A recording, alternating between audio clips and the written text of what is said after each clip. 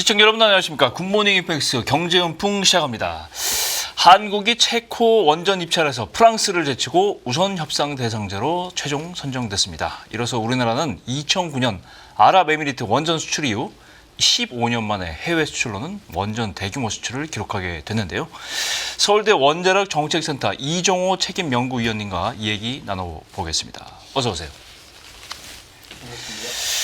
네, 체코 원전 입찰에서 우선 협상 대상자 자격을 따는 거는 이제 우리 기업들의 컨소시엄 형태죠. 팀 코리아라고 명명이 됐는데 우선 협상 대상이라는 건 뭐 계약 확정은 아닌 것 같고요. 어떤 절차들이 좀 남아 있습니까? 예, 저희가 우선 협상 대상자로 17일 날 선정됐고요. 예.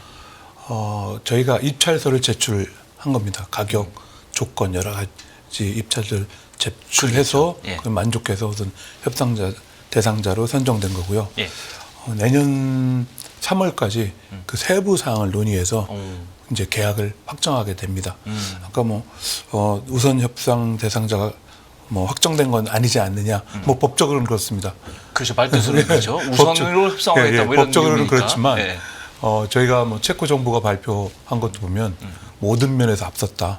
그리고 또 우리가 충분히 지킬 수 있는 거를 입찰서에 썼기 때문에 저희는 확정됐다고 생각하고 합니다. 나머지 세부 설명만 잘 해주면 네. 뭐 무리 없이 예. 일정이 진행될 수 있다 이렇게 네. 생각이 되는데요. 예.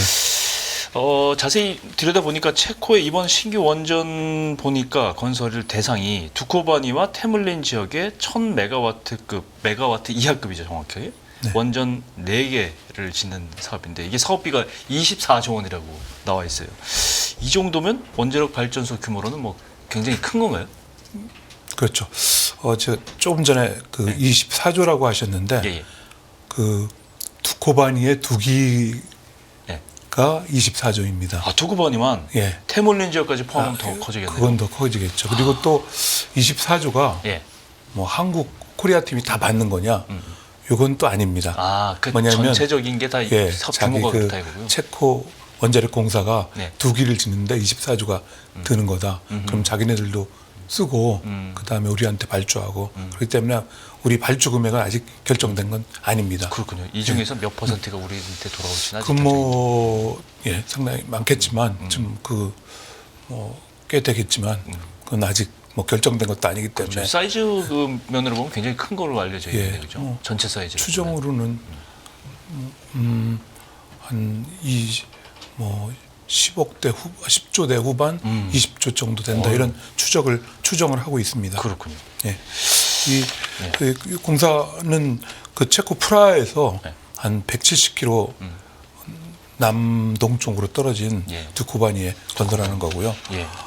저희가 원전을 설계 또 주기기를 제작해서 또 우리 시공사가 건설해주고 또 시운전 한수원 중심으로 해서 시운전하고 네. 해결료까지 넣어서 공급하는 그런 사업입니다. 그렇군요. 예. 이게 이제 팀 코리아가 이제 컨소시엄 형태인데 방금 말씀하신 것처럼 이제 한수원이나 한전기술은 이제 핵심 이 원자로를 담당할 것 같다는 생각이 들고 네. 그다음에 대우건설은 이제 건물 짓는 거. 네. 그다음에 또 어떤 업체들이 있습니까? 또 여기 포함된 업체들이요. 예, 저희가 두산 에너빌리티라고 에너빌리티. 예, 에너빌리티. 거기가 주기기 우리 원자로도 제작하고 예. 또 전기발생기라는 핵심 부품이 있습니다. 그리고 우리 전기를 생산하는 터빈 발전기. 네. 그래서 주요 부품은 두산 에너빌리티가 제작을 하고 특히 저희가 이번에 선정되는 유리한 입장에 선 게 체코의 두산의 좌회사인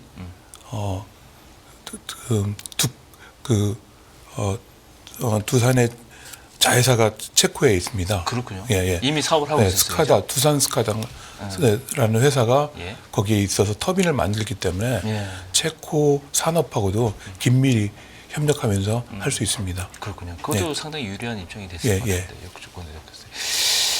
팀 코리아가 이번에 보니까 뭐 제안서에서 가격 경쟁력, 그다음에 예산 내 적기 시공 뭐 이런 딱 맞춰서 계획에 맞춰서 만들어주겠다. 이런 측면에서 이제 상당히 점수를 많이 높게 받았다 이렇게 알려지고 있는데 사실 프랑스는 경쟁국이었잖아요. 네. 프랑스가 사실 원전 기술로는 세계 최강 아닙니까? 거의.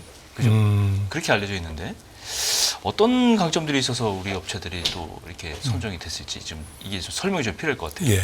그 원타임 원버짓이라는 얘기는 많이 아마 언뜻 들으셨을 겁니다. 원타임 원버짓. 예. 네. 그러니까 그 계획된 기간 내 네. 예산 범위 내에서 원전을 공급한다. 이거 변경하지 않고 흔들어지지 않고 예. 이 가격 원래 얘기한 대로 예. 그 가격에. 예. 그건 아주 중요한 겁니다. 그렇죠. 저희가 지금 저 24조 이렇게 얘기를 하는데 네. 그걸 계획 기간 내에 져준다는 거는 만약에 그걸 계획 기간에 못 져주고 시간이 걸린다면 20조를 투자하고 돈 더 들죠. 돈을 못 벌고 이자만 내는 그런 그렇겠죠. 거기 때문에 예. 아주 중요한 요소입니다. 경제성에 하여튼 중요한 요소인데 예. 저희가 조금 전에 그 EDF 프랑스 EDF가 우리보다 더 기술력도 뛰어난 거 아니냐 그 말씀을 하셨는데 예. 이번에 체코 정부가 뭐라고 했냐면 한국이 모든 면에서 앞섰다. 기술 면에도 앞섰습니다. 제가 사실 이제 현직에 있을 때 예. 그 유럽에 진출하기 위한 유럽형 원전을 개발하는 걸 기획했고 또 지휘했습니다. 예. 그래서 상당히 역사가 깊습니다. 예. 2012년부터 우리가 UAE 수출한 APR 1400을 유럽으로 하기 위해서 EU APR 1400을 개발했고 저희가 체코가 2014년부터 진출을 했는데 체코의 그 체코 상황을 살펴보니 1,400은 너무 큰 거예요. 우리나라보다 전력 규모도 한 15%밖에 안 되고 적으니까. 또 내륙에 있으니까 대형 기기도 옮기기도 어렵고 그래서 저희는 2016년부터 여기 APR 1000이라는 말이 나옵니다. 1000메가와트급 이하. 거기 거를 맞춤형 우리 원전을 개발했습니다. 그렇군요. 예. 근데 프랑스는 뭐 말만 하고 앞으로 개발하겠다. 그렇기 때문에 뭐 경제성뿐만 아니라 기술적인 면에서도 월등히 앞섰습니다. 이건 뭐 제가 하는 얘기가 아니고 현지 그 관계자들이 한 얘기입니다. 그렇군요. 예. 이 사이즈면서 쉽게 얘기하면 이제 1000메가와트급 이하급에서는 우리가 적어도 프랑스를 능가하는 기술력이 있다. 예. 뭐 그렇게 설명할 수 있을 것 같아요. 예. 체코에다가 이제 신규 원전 우선 협상이 됐다는 의미가 뭘까요? 이게 유럽 진출의 신호탄이 아닌가 이렇게 좋게 해석하는 분들도 있어요. 아주 큰 의미를 갖고 있습니다. 예. 어떻게 보면 뭐 일반인들이 이게 뭐 먼저 그냥 대형 프로젝트를 수주했구나 이렇게 생각할 수 있지만 예. 저희 뭐 다 아시다시피 전 지구적 문제 탄소 중립. 그렇죠. 탄소 중립을 하려면 그 과거에 화석 연료를 안 쓰는 겁니다. 그렇죠. 근데 화석 연료가 아닌 거는 뭐 잘 아시다시피 태양광 풍력이라는 재생에너지 또 원자력 전혀 안 나오기 때문에 그렇죠. 그 둘 중에 하나를 써야 됩니다. 그렇겠군요. 그러려면 지금 또 아시다시피 뭐 AI 시대 네. 또 뭐 데이터 센터라든지 전력 수요는 2050년까지 거의 전 세계가 2배 가까이 늘어날 거라고 봅니다. 그럼 전력을 늘려야 되는데 그렇죠. 그러면 원자력 재생에너지는 아시다시피 뭐 낮에만 전력을 생산하니까 그렇죠. 한계가 있습니다. 그래서 바람이 불거나 해가 떠야 되니까. 예. 원자력은 바탕을 딱 백본이라고 하는데 바탕을 딱 깔아주는 전력이고 그렇죠. 값쌉니다. 우리나라한테. 그런데 그거를 공급하기 위해서 뭐 최근에 작년 2023년 12월 그 UAE에서 우리 그 COP21 지구 기후 변화 협약 당사자 총회가 있습니다. 네. 작년에 했을 때 2050년까지 원전을 3배로 늘리겠다. 그 22개 원전 추진하는 국가가 얘기를 했습니다. 그럼 3배를 늘린다면 현재 지금 우리나라 쉽게 생각하면 우리나라 원전 한 그 1000메가짜리 400개가 있습니다. 전 세계에. 근데 그러면 1200개를 만든다는 얘기잖아요. 3배가 되니까. 예. 그러면 실제로 그 이제 오래된 건 또 폐사해야 되기 때문에 그렇죠. 뭐 한 800개 내지 1000개의 원전을 더 줘야 됩니다. 신설도 해야 되고 재건설도 해야 예, 되고. 예. 근데 그 1000개를 더 줘야 되는데 원전을 공급할 나라는 우선 서방 세계 말고 네. 러시아하고 중국이 있고요. 예. 또 서방 세계는 미국, 프랑스, 우리나라입니다. 근데 이번에 미국은 여기에 자격에서 떨어졌고요. 그렇군요. 우리는 아까 프랑스하고 경쟁해서 모든 면에 앞섰습니다. 그러면 뭐 600기에서 한 800기 정도를 더 진다면 그 중에 반은 뭐 러시아하고 중국이 진다 하더라도 한 400기 내외를 우리가 가져올 수 있는 여유가 있는 거죠. 예, 뭐 그거 다 하지 않는다고 쳐도 그러니까요. 적어도 100기의 원전을 앞으로 질 수 있는 기회가 얻은 거고 그거를 입증한 겁니다. 입증한 거죠. 예, 그 경쟁이 있다면 입증한 건데 상당히 그 오히려 상당 조용한 것 같습니다. 그렇죠. 이거 잘 사실 원자력 발전에 대해서 이해가 부족할 수도 있어요. 많이 예, 홍보가 더 예. 필요한 부분인데 예, 예. 말씀을 듣고 보니까 상당한 의미가 있는 이벤트였다라는 네. 생각이 드는데 이게 또 산업으로서 봐도 후방효과가 좀 있는 것 같아요. 어떤 이거 되면서 15년치의 일감이 공급될 거기 때문에 나머지 관련 기업들도 상당히 수혜를 볼 수 있다 이런 얘기도 나오는 거고 또 유럽의 첫 교두보를 마련한 의미가 있는 만큼 다른 나라들에도 이 원전 수요를 맞춰줄 수 있는 어떤 이벤트 계기가 될 수 있다.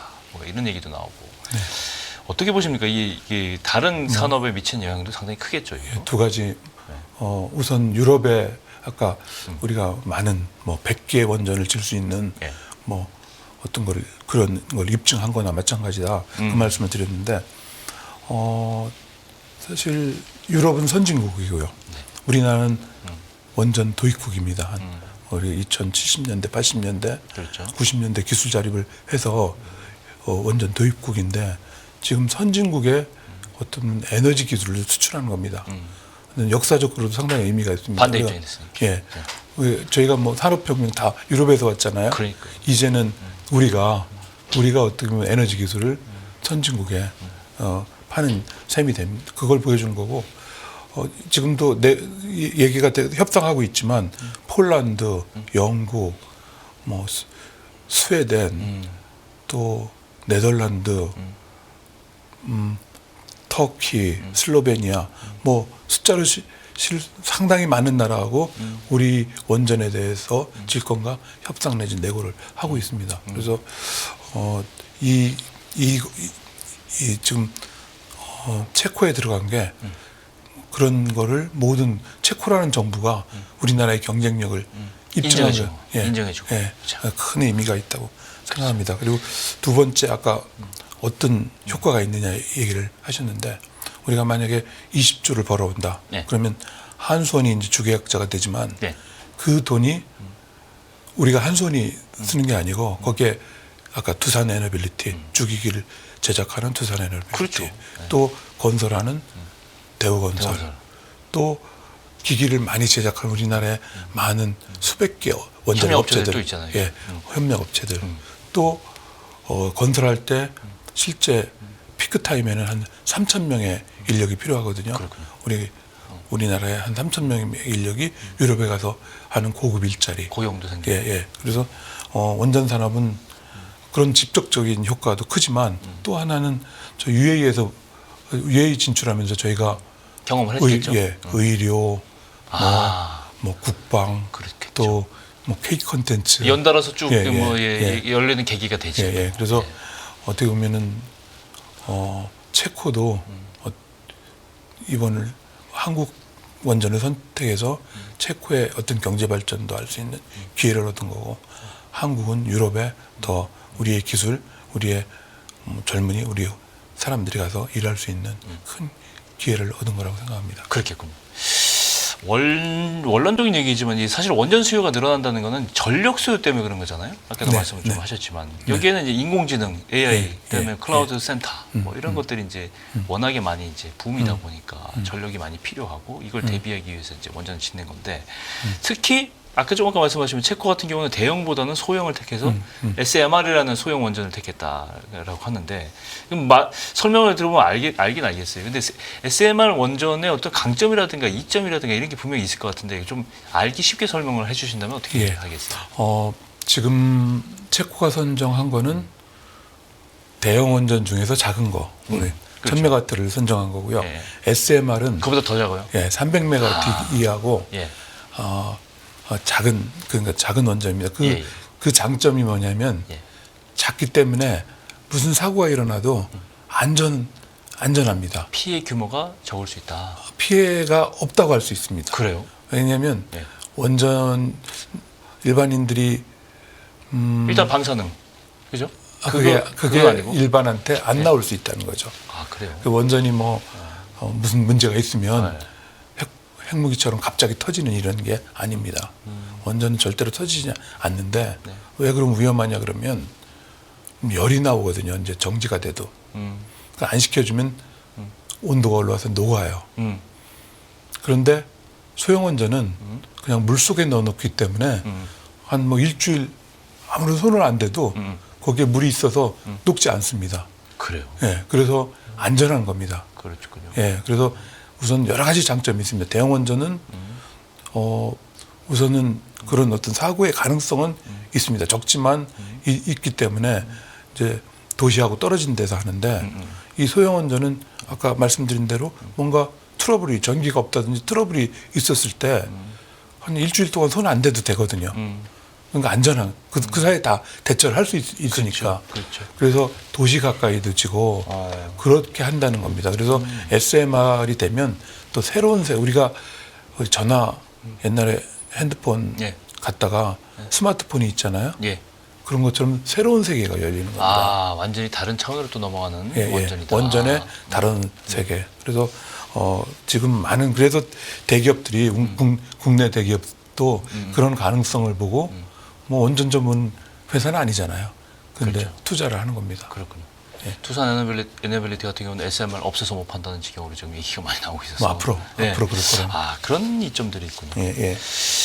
위원님이 최근에 리포트 내신 걸 좀 보면 네. 이 에너지 발전 비율 언급을 하셨어요. 네. 이게 원전이 50% 아니 앞으로 예. 원전이 50%, 재생에너지가 30%, 수소에너지가 20% 이렇게 구성되는 게 적정하다 이렇게 말씀하셨는데 뭐 저도 상당히 뭐 짐작은 합니다만 동의하고 예. 깨끗한 에너지들이 이 정도 수요. 근데 열병합 발전소, 그러니까 기존의 화력 발전소는 이제 완전히 없는 걸로 이제 없어져야 될 것으로 생각을 하시는 거죠? 그렇죠. 예. 이제 우리가 탄소 중립이라는 거는 탄소를 배출을 하지 않는 거니까 기존의 화력 발전소가 일부 사용된다 하더라도 거기서 배출되는 탄소를 없애야 되는 그런 기술이 도입되거나 그렇게 아예 그 사업을 포기하거나 예, 그죠? CCUS라고 하는데 근데 그거는 대중화되기가 어렵다고 보고 저희가 이제 아까 탄소 중립 얘기를 했는데 저희는 지난 정부에서 탈원전도 했었거든요. 네.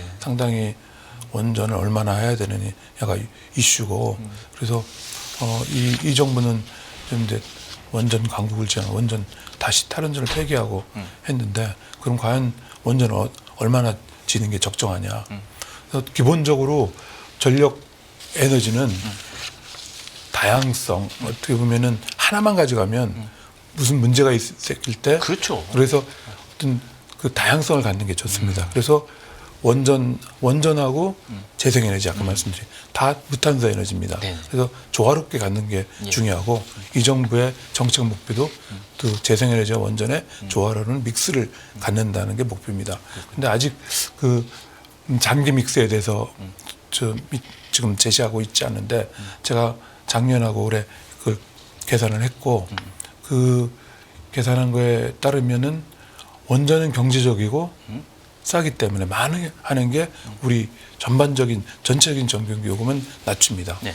그러나 우리 전력이라는 게 낮에하고 밤에 수요가 달라지잖아요. 그렇죠.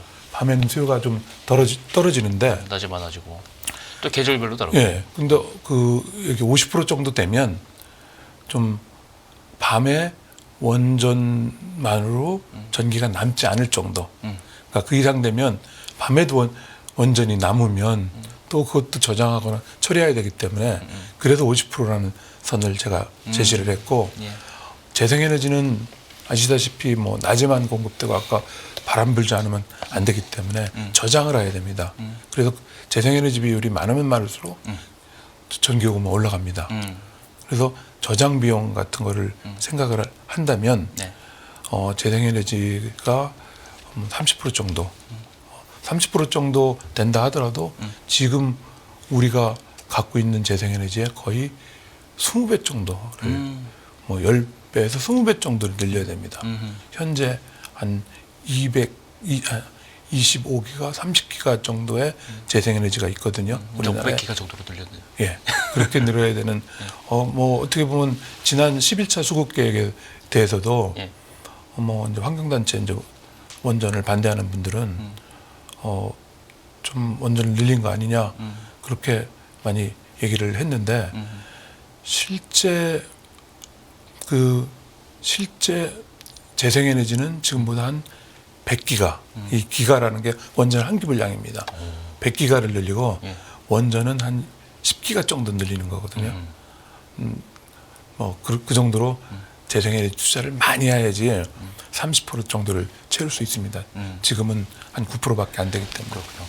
높아지는 전력 수요, 그다음에 저탄소, 뭐 이걸 위해서는 원자력 발전소, 재생에너지 뭐 여러 가지가 필요한데 마지막으로 이제 우리나라에서 원자력 발전소 짓기가 쉽지가 않아요. 그리고 두 번째가 이제 정치적인 문제, 자꾸 이거를 이제 정치적인 문제로 환원을 하는데 과학자분들이나 이 전문가분들이 원자력 발전에 대한 기술이나 이런 거 홍보를 좀 많이 해야 되고 제가 보기에는 해야 되고 국가적인 어떤 뭐 정권이 바뀐다거나 이래서 할 문제가 아니고 정확하게 과학적, 경제적 측면에서 봐야 된다. 저는 그렇게 생각하는데 마지막으로 원자력 이용과 발전에 대한 이 국민들의 인식 개선 이런 걸 위해서 좀 어떤 제언이라든가 한마디 좀 해주시죠. 예, 우리 사회자께서 말씀하셨듯이 예. 어떤 사실, 과학적 근거하고 경제적 어떤 경제 TV니까요. 그렇죠. 경제적 기반에 의해서 결정돼야 되는데 네네.